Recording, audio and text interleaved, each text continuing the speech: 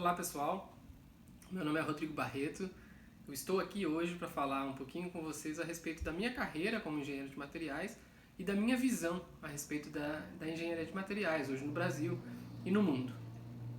Bom, para quem não me conhece, né, eu me chamo Rodrigo Barreto, eu trabalho como engenheiro de materiais para a indústria de óleo e gás, né, numa multinacional. Trabalhei cerca de 7 anos, quase 8 anos no Brasil, e há mais ou menos 2 anos eu estou trabalhando na matriz global da minha empresa nos Estados Unidos. Eu entrei na engenharia de materiais um pouco que por acaso, né? Eu me formei em engenharia de materiais na Universidade Federal de Santa Catarina, e lá o curso, na época que eu frequentei, né, entre 2007 e 2012, o curso tinha um programa bem legal de estágios. Até hoje tem, ele mudou um pouco, mas um programa bastante atrativo de estágios, né? Ele foi um curso formulado com base em uma carência da engenharia mecânica, pertencia ao mesmo departamento, mas eles formularam o curso de uma forma, né, com parceria com as empresas, e a partir ali do quarto, quinto período, não vou entrar em muitos detalhes, mas a gente começava a ter estágios, né? E aí alternava um período, uma fase acadêmica com uma fase de estágio, uma fase acadêmica com uma fase de estágio. E a ideia é que você se formasse com 6 estágios de cerca de 4 meses no seu currículo, o que daria 2 anos de experiência. Então, eu acho que o currículo, a ementa da engenharia de materiais, a estrutura da engenharia de materiais, foi o que me chamou mais a atenção. Eu sabia que eu queria fazer engenharia, mas não tinha muita certeza de qual engenharia fazer, né? Tinha algum olhar para mecânica, um pouco para engenharia de produção, e acabei caindo na engenharia de materiais. E, para ser bem sincero, eu fui me apaixonando pela engenharia de materiais com o tempo, né? Eu não fui aquela, né, não sou aquela pessoa que se apaixonou à primeira vista, que, né, queria muito fazer engenharia de materiais a vida inteira. Não. É, eu acho que foi quando eu entrei no mercado de trabalho, depois de fazer alguns estágios, depois de ter tido uma experiência de intercâmbio na França, né, pelo programa Braftec, que foi, sim, me engrandeceu muito, né, e me abriu muitas portas na minha carreira. Mas principalmente quando eu me formei e que, né, estava prestes a me formar, que eu estava ali no meu último estágio, na empresa que eu trabalho até hoje, a Weatherford, e que, né, eu tive a oportunidade de vir aqui para os Estados Unidos e ver um departamento global de engenharia de materiais. Tive a oportunidade de participar de algumas conferências globais só com engenheiros de materiais e engenheiros de materiais. Então eu fiquei realmente fascinado pelo tamanho, né, pela dimensão da nossa profissão. No Brasil a gente ainda engatinha, né, é uma profissão que muitas empresas ainda não conhecem, né, não sabem, né, quais são as nossas atribuições, os nossos diferenciais. Muitas vezes nós mesmos temos dificuldade de fazer com que as nossas diferenças, os nossos diferenciais apareçam, e, e eu acho que é isso que tem alimentado, tem gerado em mim essa paixão pela engenharia de materiais. Eu costumo dizer que eu não faço o que eu amo, mas eu aprendi a amar o que eu faço, né? E hoje eu sou muito feliz com o que eu faço, adoro o meu trabalho. Vou falar um pouquinho mais para vocês sobre o meu escopo de trabalho. Bom, eu entrei né, na Weatherford, a empresa que eu trabalho até hoje, em 2012, como estagiário, numa fábrica que a Weatherford tem em Caxias do Sul, na Serra Gaúcha, lá no extremo sul do Brasil, no Rio Grande do Sul. Sou natural de Santa Catarina, né, estudei em Florianópolis.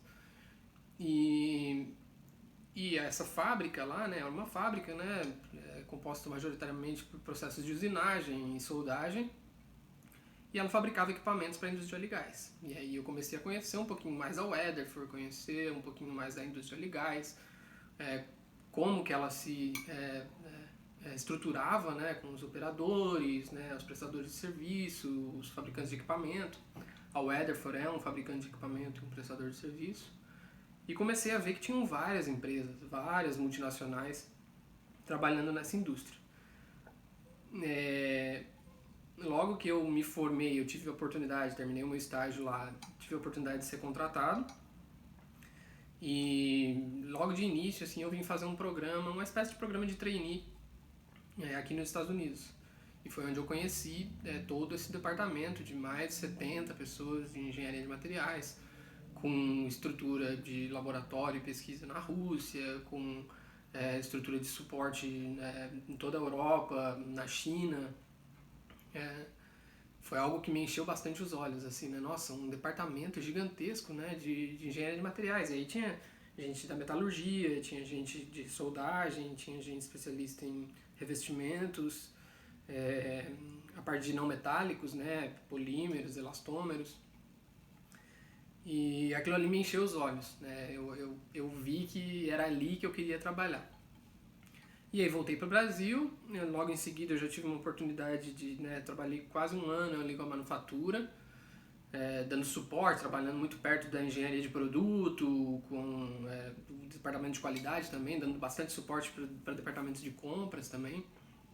E esse é um ponto que eu acho que vale ressaltar, né, que a gente na engenharia de materiais, como a indústria não conhece muito bem a o nosso diferencial, as nossas atribuições, a gente tem que é nosso papel mostrar isso, né? E eu sempre procurei tanto dar treinamentos quanto para outros engenheiros e para outros departamentos, quanto me aproximar dos outros departamentos e ver onde que eles pudessem carecer de algum conhecimento que eu tinha, né? E aí eu fazia desde as coisas mais básicas do mundo, como analisar um certificado de material, que é uma ajuda para o pessoal da galera de controle de qualidade, até qualificar um fornecedor, ou mesmo conversar com um fornecedor e entender os requisitos técnicos, ou esclarecer os requisitos técnicos de uma determinada especificação, por exemplo. E aí era um suporte que eu fazia com o pessoal de compras, por exemplo, e que até hoje eu faço. Eu acho que é encontrando esses meios que a gente, nós, engenheiros e engenheiros de materiais, conseguimos nos posicionar no mercado hoje no Brasil. Então, depois da manufatura, eu tive a oportunidade de receber uma proposta para trabalhar em Macaé. E aí fui trabalhar mais com a parte de operações, suporte de operação, e aí entrou a parte de operações submarinas, no meu caso. Então, eu era engenheiro de materiais, responsável por fazer seleção de materiais, escrever especificações, procedimentos, e aí análise de falhas, uma série de outras atribuições para essa determinada linha de produto, que era a parte de subsídio, né? Depois de um ano e pouco, mais ou menos, ali também, eu tive a oportunidade de mudar para o Rio, e aí eu fui coordenar todas as engenharias. A empresa se reestruturou de uma forma que a gente estava utilizando bastante parceiros, empresas de engenharia, consultorias, para fazer uma boa parte do trabalho que a gente demandava, e aí o meu papel era coordenar essa engenharia de suporte, né? Eu trabalhava muito dentro dessas consultorias, dando suporte, fazendo a ponte aí, né? E atendendo as demandas de todas as linhas de produto do Brasil, daí. E aí foi um período que eu expandi muito mais, além da engenharia de materiais, da metalurgia.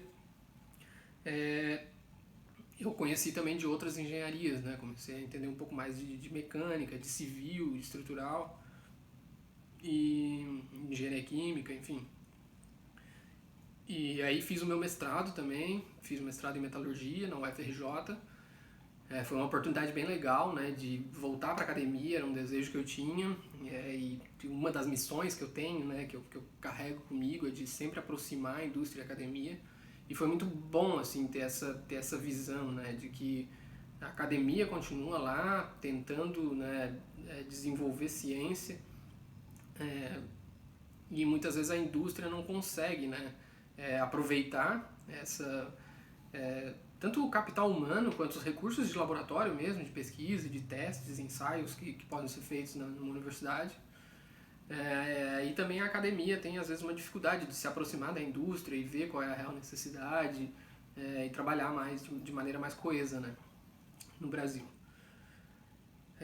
Fiz isso por 3, 4 anos, depois tive a oportunidade de... Aí a gente teve um projeto específico de pesquisa e desenvolvimento, que era exatamente uma ponte entre universidade e indústria, e que eu coordenei também, antes de vir aqui para os Estados Unidos.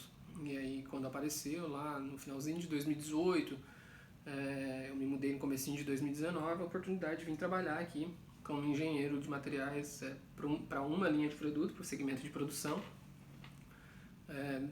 E aí, né, dando suporte global. Então, eu diria que no Brasil a minha atuação como engenheiro de materiais ela era muito mais por eu puxar, né, eu gostava muito de puxar a parte de materiais, puxar a parte de metalurgia,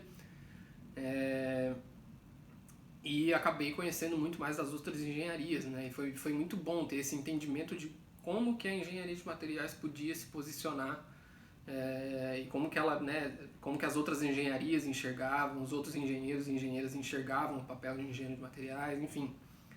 E hoje, estando aqui nos Estados Unidos numa posição global, entendendo de uma maneira mais ampla a atuação do engenheiro de materiais, né, eu acho que aqui a profissão de um engenheiro, de uma engenheira de materiais já é muito mais compreendida pela indústria.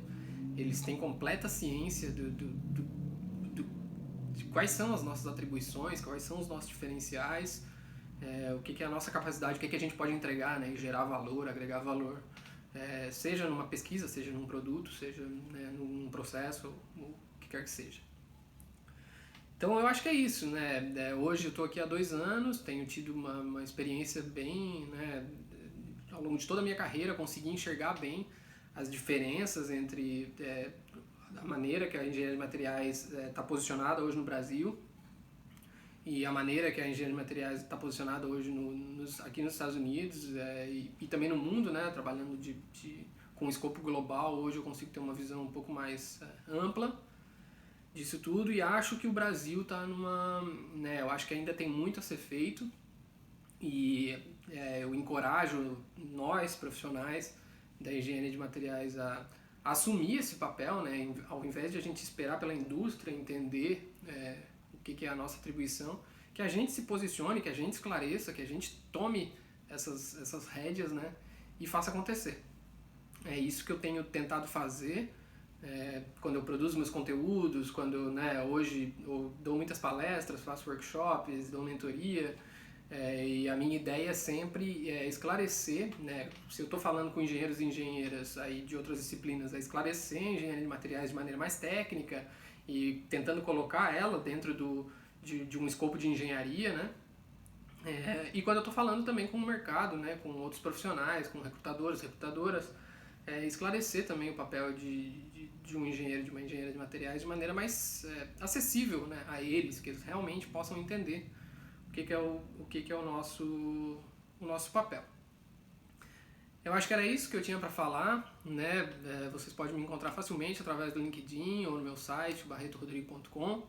Fiquem à vontade para me procurar, para trocar ideias. Eu sempre aprendo muito com vocês, outros profissionais, colegas de profissão. Sempre gosto de trocar bastante figurinha aí, tá certo? Agradeço novamente o pessoal do Materializando pela oportunidade.